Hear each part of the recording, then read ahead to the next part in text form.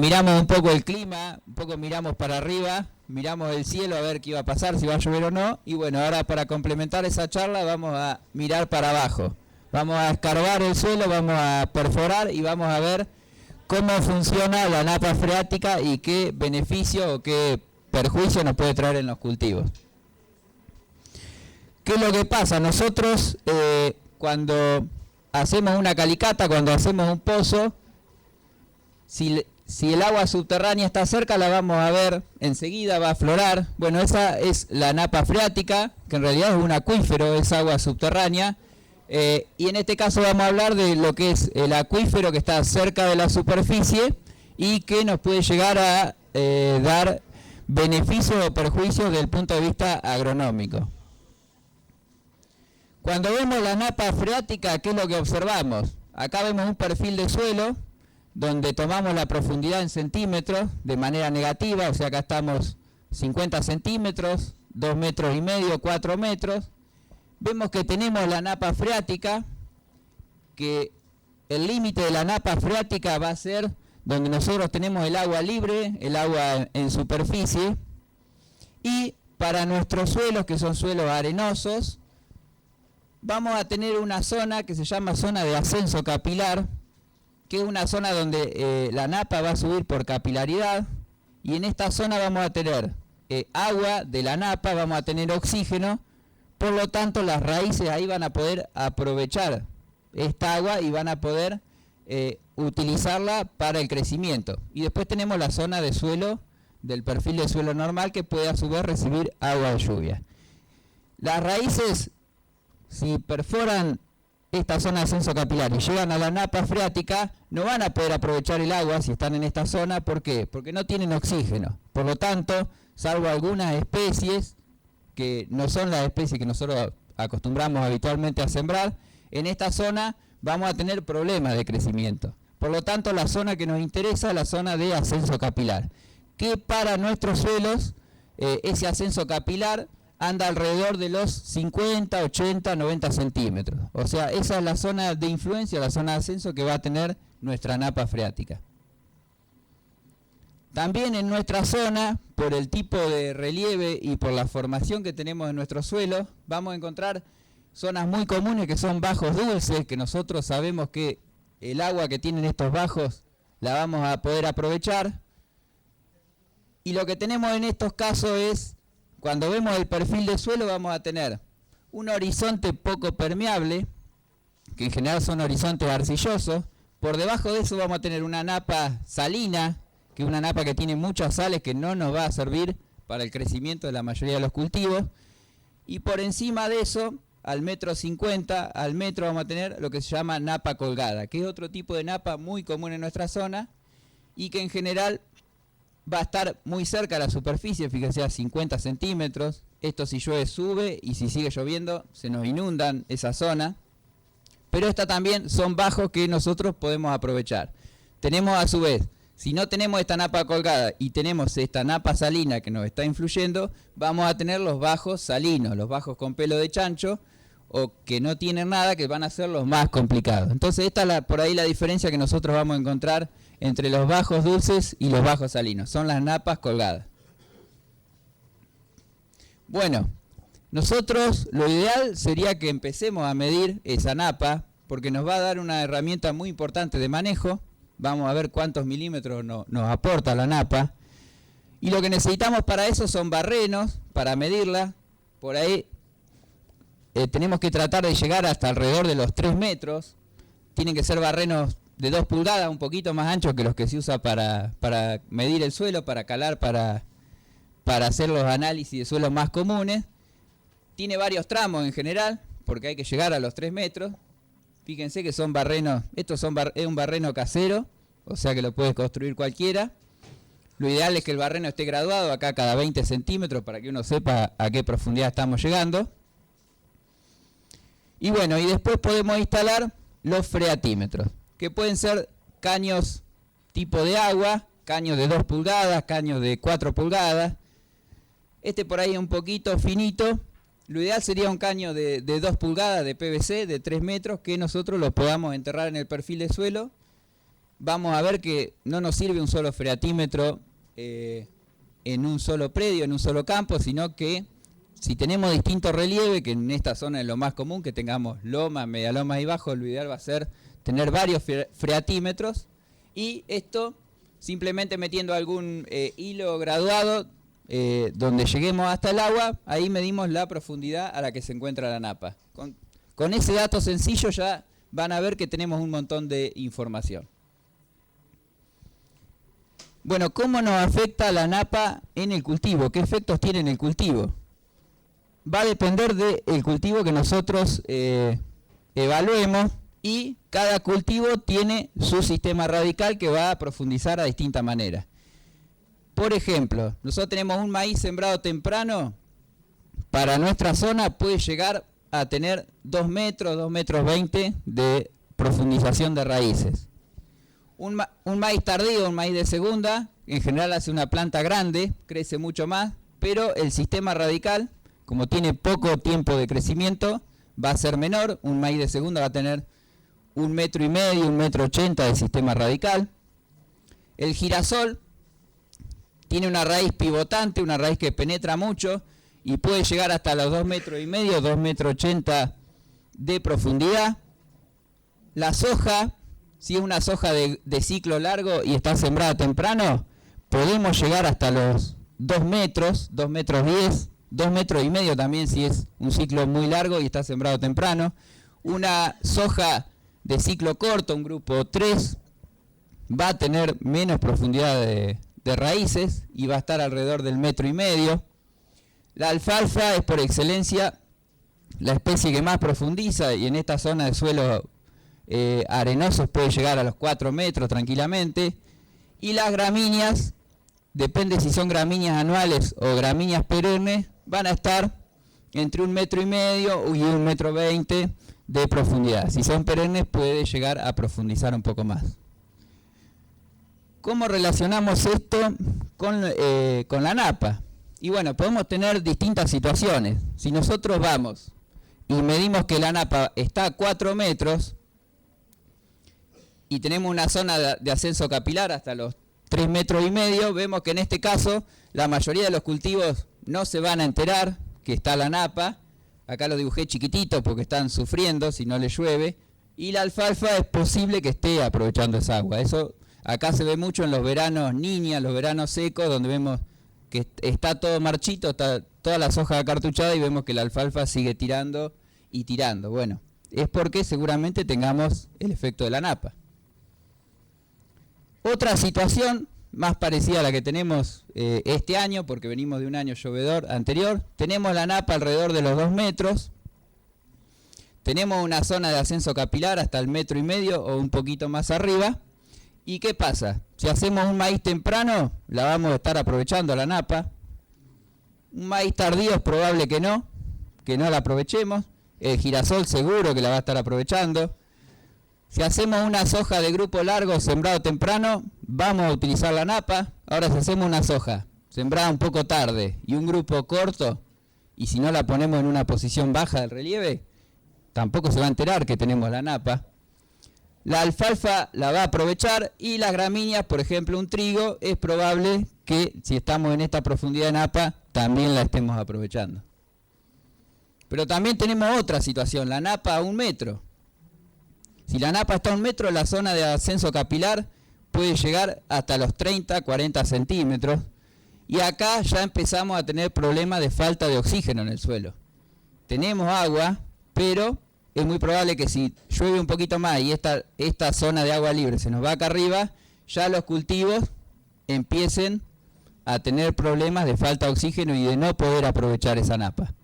Y bueno, en el caso de la alfalfa, lo que mostraba Juan, que cuando empieza a haber problemas de encharcamiento, se nos complica mucho el crecimiento de la misma.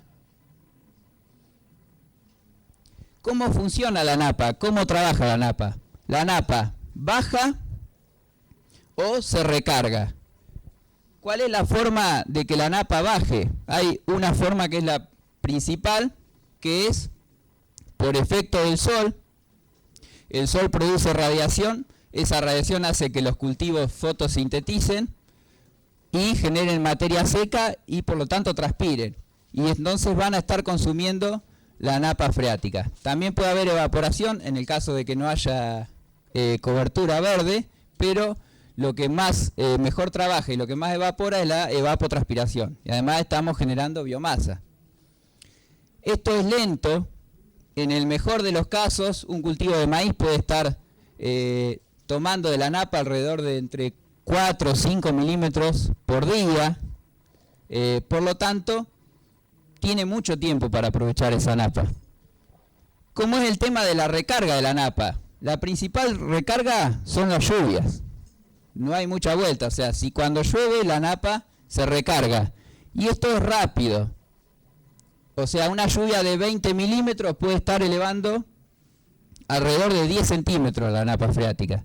O sea que con que lluevan 10 milímetros un día a la tarde, ya al otro día podemos tener, con que lluevan 20 milímetros podemos tener 10 centímetros de ascenso de la napa. Por lo tanto, el ascenso es mucho más rápido generalmente que el descenso.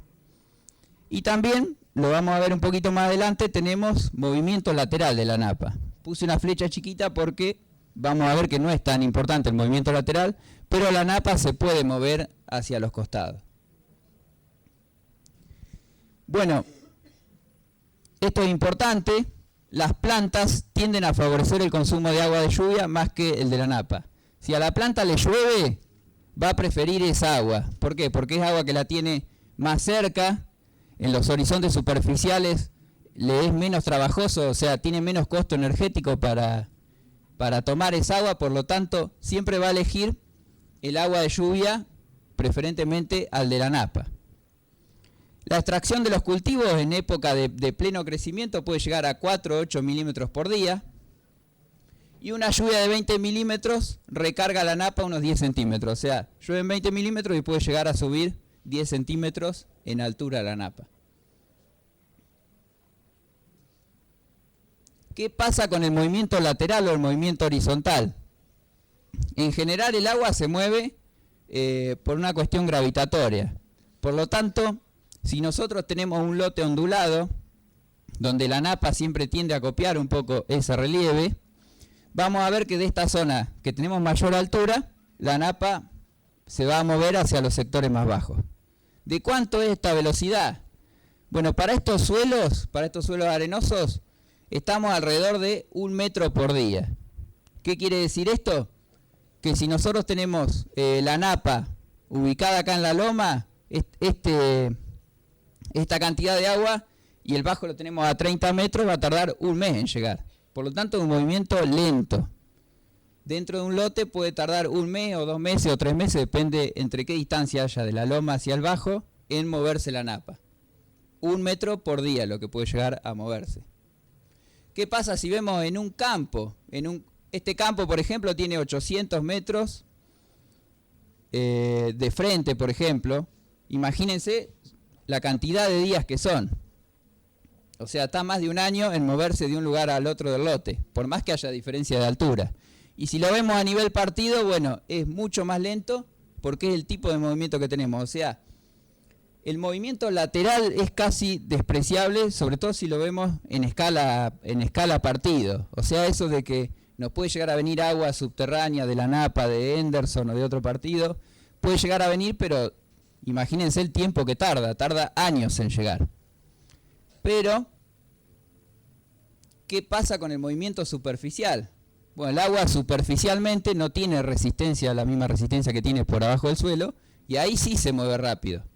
Y si esta agua a nosotros, de Vallimanca, nos viene, por ejemplo, de un partido vecino, nos llega acá al centro del partido Bolívar, toda esta agua que rebalsa, al lote que lo rebalse, ahí sí va a recargar la napa. Entonces ahí empiezan a hacer los movimientos mucho más rápido, porque es agua que viene por arriba, se nos mete en nuestro campo, nos llena la napa a nosotros y ahí nos puede elevar la napa 1 metro, 2 metros, 3 metros, cuando nosotros la teníamos baja.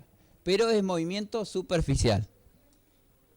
Movimiento superficial. Cuidado cuando hacemos canales a veces, porque estamos acelerando un movimiento que, si es subterráneo solamente, es mucho más lento. Así que el movimiento superficial, ese sí nos puede recargar a nuestro campo, si tenemos influencia por un canal, mucho más rápido que el movimiento por subterráneo. Bueno, ¿qué pasa?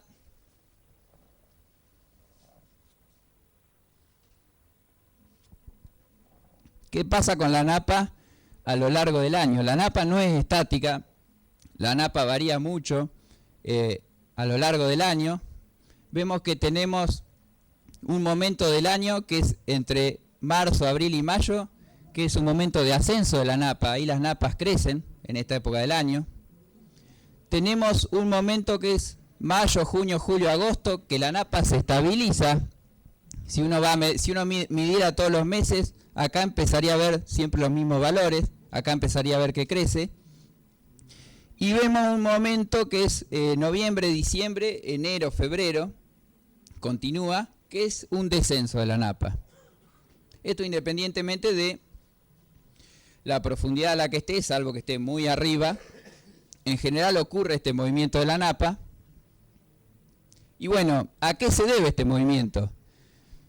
Si uno lo compara con las lluvias, estas son las lluvias para el partido Bolívar por cada mes, históricas, ve que en realidad en algunos momentos del año parece que copiara la lluvia, pero vemos que en otros momentos donde tenemos mucha lluvia, la napa baja.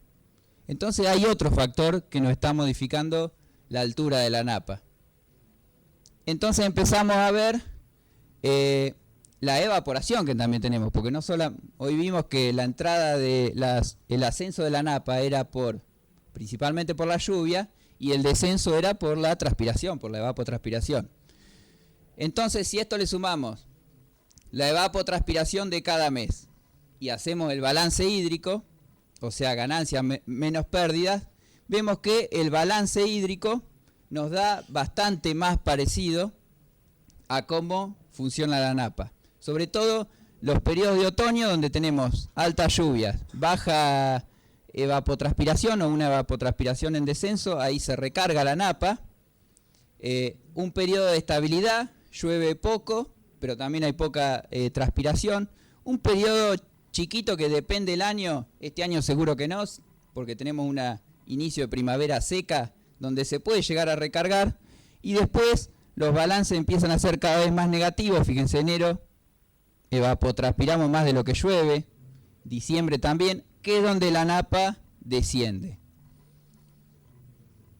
¿Qué pasa si además de la napa, o sea, si tenemos la napa freática y tenemos una napa salina? Bueno, nosotros vamos a encontrar que nuestros lotes, si tenemos napa salina, seguramente en esos lotes tengamos agropiro, tengamos festuca. Vemos que nuestros lotes también van a cambiar a lo largo del año. Por ejemplo, acá tenemos una festuca. Esta festuca se sembró a 35, por eso van a ver el espaciamiento. En septiembre, ¿qué pasó en septiembre? La napa bajó, se estabilizó y nos dejó el regalito, nos dejó las sales arriba. ¿Por qué? Porque después no tuvimos lluvia para que esas sales bajen, por más que el cultivo esté transpirando. Entonces, vemos al cultivo en esta condición. Como es una festuca de varios años, tiene buen sistema radical, tenemos un efecto salino, pero no nos va a matar la pastura. ¿Qué pasa? Estamos en septiembre, octubre, noviembre, diciembre, empieza a bajar la napa, tenemos lluvias que nos acompañen, entonces la sal nos baja y podemos llegar a febrero con la misma pastura, el mismo lote, en donde lo encontramos en una condición totalmente distinta, con la sal en profundidad, con la napa baja. Esto hay que tenerlo en cuenta en estos lotes, sobre todo esta salinidad nos va a afectar la implantación de una pastura. Si es una pastura vieja, muy probablemente nos va a afectar el crecimiento, pero no nos va a matar plantas. Ahora, si nosotros en un invierno tardío quisimos sembrar una pastura porque se nos atrasó, nos vamos a encontrar que tenemos que sembrar en estas condiciones. Ahora, si sembramos temprano, en febrero, es muy probablemente que este suelo, la salinidad esté abajo y todavía no hayamos iniciado el periodo de recarga de la napa, por lo tanto también tengamos la napa baja. Y esa otra condición importante en estos suelos más ganaderos, porque si la napa está abajo, vamos a tener también piso para sembrar, que es otro de los problemas que tenemos en estos suelos, donde empieza a subir la napa, que se va a más de 1 metro, o 50 centímetros, o 40, seguramente para entrar con una maquinaria tengamos ciertos problemas. Sí. No, eso porque es un campo donde hacemos distintos ensayos y ese año probamos Festuca 35 y en el medio hubo trébol rojo. No nos pareció algo recomendable, pero bueno, fue una forma de probar alternado la leguminosa con la gramínea. Pero vemos que en algunos periodos del año no estamos cubriendo bien el surco. O sea, fue un ensayo que se hizo en campo grande, pero no es tan recomendable. Bueno, ¿cómo varía la napa con el relieve? Y acá también depende del año en que nosotros lo miramos o lo midamos. Si la napa está estable, o sea, en años normales, vamos a ver que la napa va a copiar el relieve, si bien siempre la vamos a tener más cerca por una cuestión de gravedad y de movimiento en las partes bajas, pero en lo que es loma, media loma, también va a querer acompañar ese relieve, pero siempre va a estar a más profundidad acá que acá. Por lo tanto, si estamos trabajando en estos lotes y queremos medir la napa, lo ideal sería medirla acá y medirla acá porque vamos a tener diferencias. Si ustedes ven este maíz, ya se nota diferencia en el color entre lo que son bajos y lo que son las lomas. Pero los años que tenemos exceso de agua, que llueve mucho, la napa tiende a horizontalizarse. ¿Qué pasa? Acá nos va a subir la napa y acá no sube, pero nos encharca el lote. O sea, nos empieza a generar los anegamientos, las lagunas, los encharcamientos en esta zona. Y ahí la napa empieza a tener menos diferencia. El tema que acá ya aflora a la superficie. Bueno, vimos lo que era profundidad y movimiento de la napa. También tenemos que tener en cuenta la calidad de la napa. Y la calidad se mide a partir de la conductividad eléctrica. O sea, nosotros con la conductividad eléctrica podemos ver la salinidad que tiene y en base a eso ver qué tipo de cultivos podemos implantar. No todos los cultivos tienen la misma tolerancia a la salinidad de la napa. Vamos a ver acá algunos ejemplos. Por ejemplo, la alfalfa resiste 2 decisiemen por metro de conductividad de esa napa. Y si lo comparamos con una cebada, que es una especie, fíjense, la alfalfa es moderadamente susceptible. La cebada, que es una especie tolerante, resiste hasta 8 decisiemen por metro, por lo tanto una napa mucho más salada. El trigo es medianamente tolerante, el maíz es uno de los más susceptibles, que requiere una napa prácticamente con muy poca sal, o sea, tiene que ser un agua muy buena. Y tenemos situaciones intermedias como el ryegrass, la festuca, que tiene poca resistencia a lo que es la napa salada, sí tiene más resistencia a lo que es la salinidad del suelo, que es otra cosa. Y el agropiro también tiene muy buena resistencia a lo que son esas napas salinas.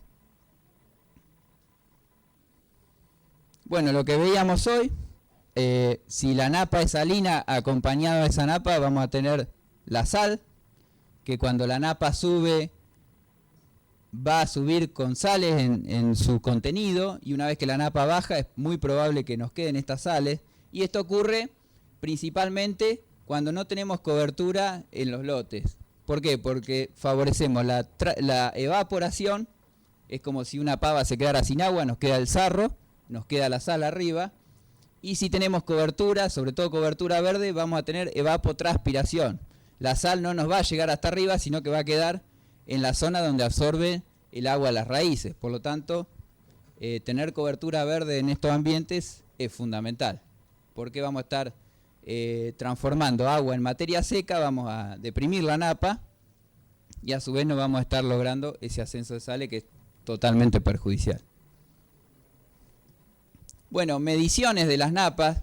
Hay una página web que pueden entrar todos, que es está INTA, pero también hay algunas facultades, hay un montón de instituciones que trabajan, que es la Red Mate, que es gente, hay algunos productores de acá de Bolívar, que mide las napas constantemente y lo que han hecho es georreferenciar esas napas. Entonces uno se mete en un mapita y uno puede buscar en distintas zonas del partido por una serie de años, depende el productor que ha medido, vamos a encontrar datos de mediciones de napas. Es gratuita, puede entrar cualquiera.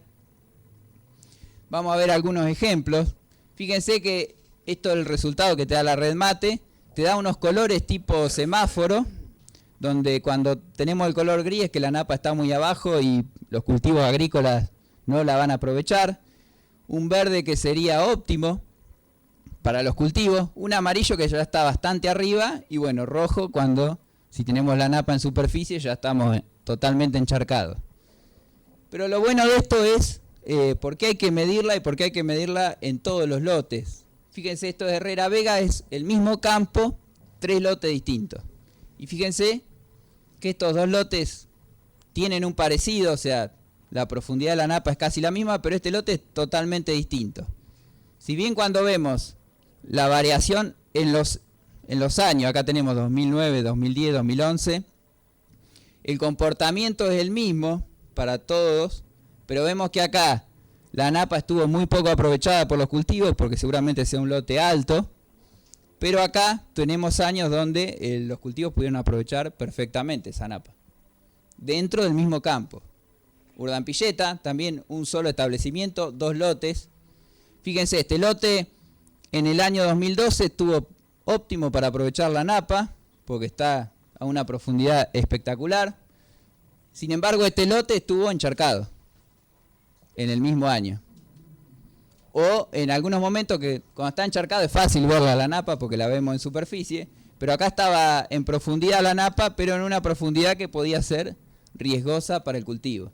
O sea, es importante medirla en todos los lotes o por lo menos en todos los relieves distintos que tengamos dentro de nuestro mismo campo. Lo mismo para Ale, esta es la situación contraria donde tenemos 3 lotes y los 3 lotes prácticamente tienen la misma profundidad de napa. Pero bueno, esto hasta que uno no lo mide a veces es difícil saberlo.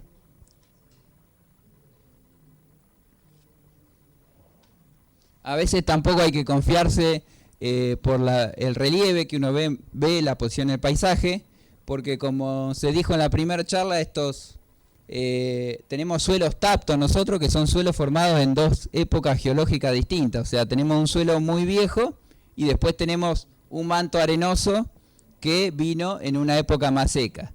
Y ese manto arenoso lo depositó el viento muy aleatoriamente. O sea, podemos ver el manto arenoso con distinta profundidad, pero abajo tener 2 tipos de suelo distintos. Por eso, importante medirlo a esto, porque el relieve a veces nos puede jugar una mala pasada. Y bueno, viendo un poco cómo es el tema napa muy a nivel general, la idea es ahora discutir algunas alternativas de manejo.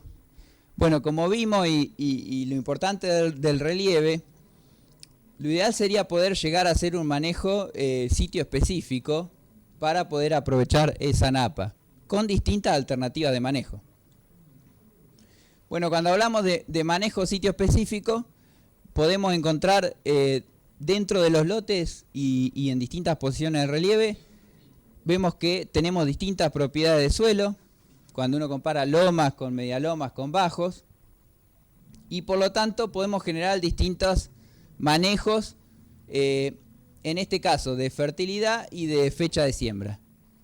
Vamos a ver algunos resultados. Estos son ensayos que hicimos acá en la zona, en varios lotes de productores, con maíz y con soja, y con 2 situaciones de lotes. Situaciones de alta productividad, que para nuestros lotes, para estos lotes que trabajamos, eran los bajos, y situaciones de baja productividad, que eran las lomas arenosas. ¿Qué es lo que vemos cuando comparamos maíz y soja, 2 cultivos agrícolas? Vemos que el maíz es mucho más sensible que la soja a las variaciones del relieve. O sea, cuando pasamos de alta productividad, o sea, de los bajos a las lomas, vemos que el maíz copia muchísimo más el relieve que la soja. ¿Qué pasa cuando comparamos distintas fechas de siembra? Tanto en maíz y en soja, fechas de siembra tempranas y tardías.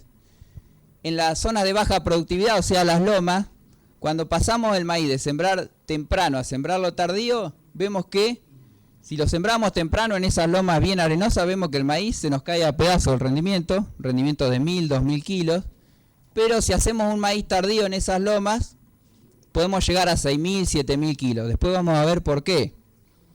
En cambio, la soja es un poquito más estable, no tiene tan marcada pendiente, pero se nos cae el rendimiento cuando nos vamos a fecha de siembra tardía, independientemente de que nos estemos manejando con lomas arenosas. Cuando vamos a las zonas de alta productividad, a los bajos, vemos que si sembramos temprano el maíz o sembramos tardío, 4% de caída del rendimiento, o sea, no es tan afectado. Y sí, nuevamente, la soja es afectada, en este caso de un 20-24% por atrasar la fecha de siembra. Conclusión, el maíz es más sensible al ambiente, a la loma o al bajo, y la soja, perdón, el maíz, en este caso, más sensible a la fecha de siembra, y la soja, en este caso, tiene esta caída que no es tan importante. Vamos a ver qué pasa ya combinando. Hoy combinamos zonas de manejo, o sea, alta productividad con baja productividad, después fecha de siembra y acá le agregamos 0 y fertilización fosforada, o sea, un testigo sin fósforo y fósforo agregado.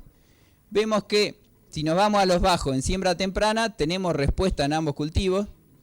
En esta zona, algo que no comenté para no cargar de cosas, es que las lomas tienen mucho fósforo y los bajos en general son pobres de fósforo, por lo tanto encontramos respuesta a fósforo. Cuando nos vamos a fecha de siembra tardía, en soja no hay respuesta a fósforo y seguimos teniendo algo de respuesta a fósforo en maíz. Cuando nos vamos a las lomas, a las zonas de baja productividad, en soja seguimos sin respuesta. En maíz tenemos caída no de respuesta, sino que es caída de rendimiento, porque en esas lomas el maíz rinde muy poco. Y en fecha de siembra tardía vemos que no tenemos respuesta. Acuérdense que las lomas tienen alto fósforo, por lo tanto es bastante probable no encontrar esa respuesta.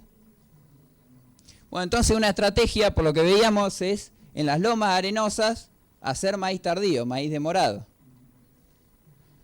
¿Y a qué se debe eso? Bueno, tiene dos factores principalmente. El primero es que cuando comparamos los bajos con las lomas tenemos distinta textura y la textura nos habla de capacidad de retener agua. Por lo tanto, cuando uno hace un muestreo de suelos, en este caso hasta el 1,40 m, y mide la capacidad de almacenamiento de agua, que eso se pide en laboratorio entre capacidad de campo y punto de marchitez permanente. Toda el agua que nosotros tengamos por encima de la capacidad de campo va a ser agua que se nos va a escurrir porque el suelo no la puede retener. El suelo es como una esponja. Si una esponja está muy mojada, pierde agua, y es lo que ocurre en esta zona. Y por debajo del punto de marchitez permanente es agua que no la puede aprovechar el cultivo porque está muy fuertemente retenida por el suelo, por lo tanto es agua que tampoco nos sirve. Entonces tenemos que mirar esta franja entre estas dos constantes. Y vemos que en los bajos tenemos 202 milímetros hasta el 1,40 m de posibilidad de almacenar agua, y en las zonas de baja productividad tenemos 122 milímetros, casi la mitad. Fíjense que esto es mucho más finito que esto. Y además en las zonas bajas tenemos la napa, también aprovechándola, que si el año nos acompaña puede llegar a aprovecharla el cultivo. Por lo tanto, en las lomas arenosas nosotros tenemos que buscar estrategias de manejo en donde aprovechemos solamente el agua de lluvia, porque no vamos a tener capacidad de retención hídrica y tampoco vamos a tener una napa que nos acompañe. Y este año, si pensamos que va a ser un año niña neutro, donde seguramente tengamos déficit de agua, pensar en hacer maíces tardíos en estas lomas arenosas sería una estrategia más que interesante, porque seguramente si hacemos un maíz temprano nos va a estar faltando agua en el periodo crítico, que acá la podemos tener por acumulación o por napa freática, y en estas lomas no la vamos a tener. Y bueno, vemos situaciones como estas donde en enero tenemos el maíz temprano acartuchado ya secándose, y donde este maíz también está acartuchado pero está en un periodo vegetativo. Si esto le llueve en febrero, se recupera totalmente y seguramente nos está dando 6.000, 7.000 kilos contra 2.000, 3.000 kilos que nos va a dar un maíz en las lomas. Lo mismo, el maíz de segunda en las lomas contra el maíz de primera, mucho más complicado. Bueno, la respuesta a fósforo a nivel general, tanto para el cultivo de maíz o de soja, independientemente de las condiciones ambientales, podemos decir que para estos ensayos que tuvimos anda alrededor de entre un 15 y un 22%, que son umbrales debajo de los cuales vamos a tener respuesta. La respuesta siempre se da por encima del 100% en este caso. Y después las respuestas, cuando tenemos en los suelos más de 20, 22 partes, van a empezar a ser erráticas o negativas, o sea que directamente no tenemos respuesta. Bueno, ¿qué pasa con el nitrógeno y la densidad de siembra? En este caso es un ensayo también en maíz, donde tenemos los botoncitos de color rojo son las lomas, los amarillos media lomas y los verdes son bajos.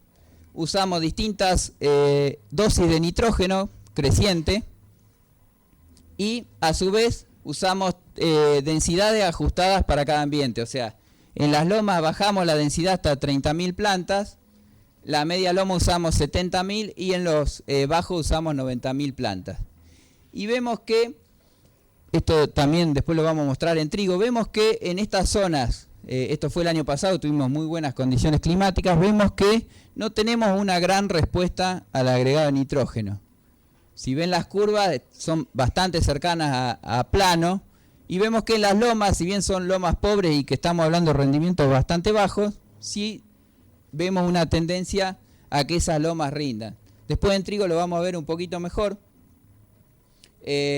pero acá nos encontramos que está pasando eso. Entonces seguramente en estas zonas que son mucho más fértiles tengamos otros nitrógenos, como el nitrógeno mineralizable, y sobre todo el maíz, que es un cultivo de verano donde tenemos mucha liberación de nitrógeno, nos esté pasando esto, que en realidad estemos agregando nitrógeno de más, y que en realidad tal vez seamos más eficientes en las zonas más pobres para agregar nitrógeno. ¿Qué pasa con la capacidad de compensación que tienen? Acuérdense que en las lomas estábamos sembrando 30.000 plantas. Bueno, en este caso era un híbrido, el 7210, que está catalogado como un híbrido no prolífico, pero vemos que acá tenemos índice de prolificidad, o sea, más de una espiga por cada planta. Vemos que en las lomas donde teníamos poca planta, al agregar nitrógeno lo que hizo fue empezar a tener otra espiga. O sea que es un híbrido que se nos comportó en bajas densidades como prolífico. Por lo tanto, es una estrategia interesante si tenemos buenas lluvias como el año pasado, fertilizar. Por más que hayamos sembrado baja densidad de plantas, vamos a tener respuesta especialmente por esta capacidad de compensación que tiene este maíz. Y vemos que en las zonas tanto de media loma como de bajo, la capacidad de lograr otra espiga no estuvo presente. Y como vimos, tampoco aumentó el rendimiento. Por lo tanto, el agregado de nitrógeno en este caso no nos solucionó nada. Lo interesante de esto es cuando no teníamos nitrógeno, los rendimientos que se alcanzaron. O sea que hay un nitrógeno potencial que tenemos en estos suelos, en las zonas bajas, en un año de mucha lluvia, como fue el año pasado, más que interesante. Bueno, ¿qué pasa con trigo? Trigo invierno, la capacidad de mineralización de los suelos mucho menor. El mismo ensayo, pero en este caso lo azul son los bajos y los rojos son las lomas, o sea, dos ambientes solamente evaluamos en este caso. Y acá tenemos nitrógeno sumado, nitrógeno del suelo más nitrógeno del fertilizante. Vemos que el rendimiento, en este caso el rendimiento relativo, vemos que a medida que agregamos fertilizante tenemos respuesta. Pero fíjense de vuelta, en este caso más marcado. Si uno ve las pendientes de la curva, por cada agregado de nitrógeno tenemos más incremento de rendimiento en las zonas de baja productividad. Eso nos habla de eficiencia de uso del nitrógeno, o sea, por cada kilo de nitrógeno que nosotros estamos agregando, tenemos una mayor respuesta en las zonas de baja productividad. De vuelta por lo mismo, en esta zona tenemos un nitrógeno potencial, un nitrógeno mineralizable, un nitrógeno del suelo mucho mayor que en esta zona y que tal vez tengamos que empezar a tenerlo en cuenta. ¿Por qué? Porque en realidad económicamente seguramente nos convenga fertilizar más en las zonas de baja productividad que las zonas de alta. Un poco al revés de lo que uno pensaría en un principio. Y vemos, bueno, que estamos alrededor de los 110, 120 kilos de nitrógeno, sumado a lo del suelo y lo del fertilizante.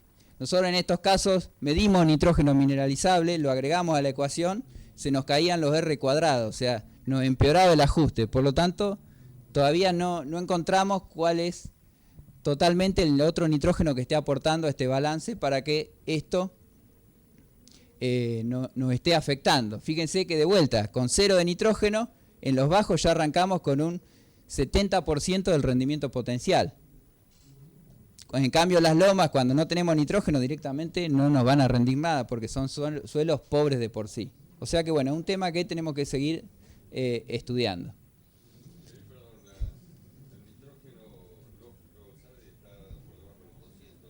Sí, otra cosa interesante que estamos viendo que es alrededor de los 120, 130 kilos de N por hectárea. Esto es un promedio de 2 años y de 6 lotes que hicimos, o sea que sería un dato bastante interesante para esta zona. Cuando nos vamos a esta parte de la curva, vemos que las dos curvas se juntan, entonces estadísticamente si vamos a hablar del umbral de cuál es el techo de producción, podemos usar una sola curva para ambas zonas de manejo. Esto también es interesante. Ambas zonas se están saturando con alrededor, pongámosle si quieren, 150 kilos de nitrógeno para lograr un 90-95% del rendimiento. O sea que prácticamente las necesidades, es un poco lógico porque estamos hablando, por más que sean distintos ambientes, el mismo cultivo, estamos alrededor de el mismo umbral. Bueno, otra alternativa interesante para la zona puede ser los maíces ultra precoces. Pueden llegar a aprovechar la napa si está muy cerca. Ahora, si la napa está intermedio o baja, los maíces precoces crecen muy rápido, por lo tanto no desarrollan mucho sistema radical. Entonces hay que tener cuidado con eso. En este caso, un trabajo de la gente 9 de julio, de Luis Ventimiglia, donde vemos 3 genotipos de maíces. Un ultra precoz, un intermedio y un intermedio largo. En este caso, en siembras tempranas. Y después probaron también distintos espaciamientos y distintas densidades de siembra. En este caso mostrar algunos resultados. Biomasa verde por si queremos hacer silo.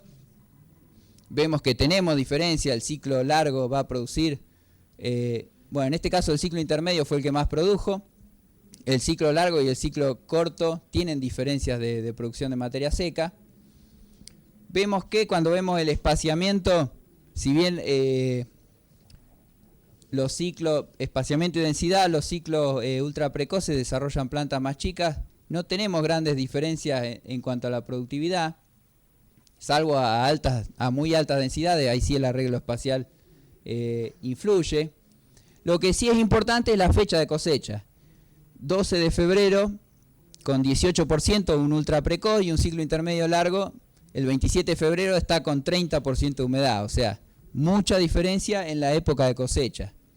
Por lo tanto, esto sería interesante para posicionarlo como cultivo oportunista en los bajos dulces. ¿Por qué? Porque lo sembramos bien temprano, lo cosechamos temprano y para marzo, que ya nos empieza a llover de vuelta y se nos pueden inundar esos bajos, tenemos el ultra precoz cosechado.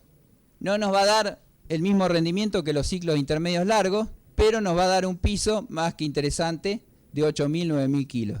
Para un planteo forrajero que sí o sí necesito maíz, asegurarme un piso de este tipo de rendimiento sería interesante. Si tienen condiciones que lo acompañan en siembras tempranas, necesitan menos agua, menos nutrientes que un ciclo mucho más largo, en menos tiempo, es una alternativa interesante y el piso no se va a caer tanto. Lo otro que lo estoy cosechando en febrero, me da la posibilidad de sembrar un verdeo de invierno más que temprano. Bueno, la idea era ver un panorama en general de lo que es Napa, lo que es ambiente y de cómo deberíamos ajustar este año, que nos va a llover menos, el manejo. Y vamos a seguir ahora con Eduardo, que va a hablar de un caso real de productores. Si hay alguna pregunta, cuando termine Eduardo hacemos preguntas de